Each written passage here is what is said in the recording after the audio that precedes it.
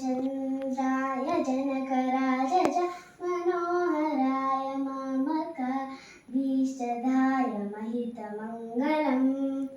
कोसलेशाय मन्दहासदासपोषणाय वासवादिविनुत सर्ववरदमङ्गलम् रामचन्द्राय Janakraj Manoharrai मामकाभीष्टदाय महितमङ्गलम् चारुकुङ्कुमोपेतचन्दनानुचर्चिताय हारकटकशोभिताय भूरिमङ्गलम् रामचन्द्राय Janakraj Manoharrai मामकाभीष्टदाय महितमङ्गलम् ललितरत्नकुण्डलाय Tulsi वनमालिकाय जलजसदृशदेहाय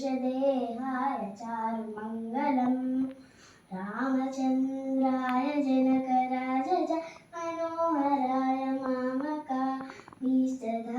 महितमङ्गलम् देवकीपुत्राय देवदेवोत्तमाय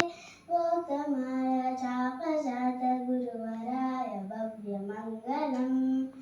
रामचन्द्राय Janakraj Manoharrai मामकाभीष्टदाय महितमङ्गलम् पुण्डरीकाक्षाय पूर्णचन्द्राननाय अण्डजातवाहनाय अतुलमङ्गलम् रामचन्द्राय Janakraj Manoharrai मामकाभीष्टदाय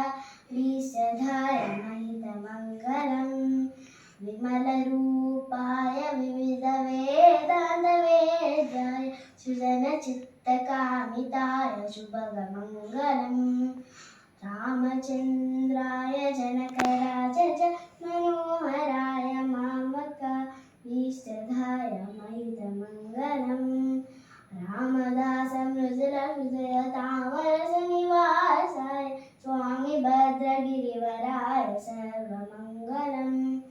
रामदासमृदुलहृदयतामरसनिवासाय Swami भद्रगिरिवराय सर्वमङ्गलम्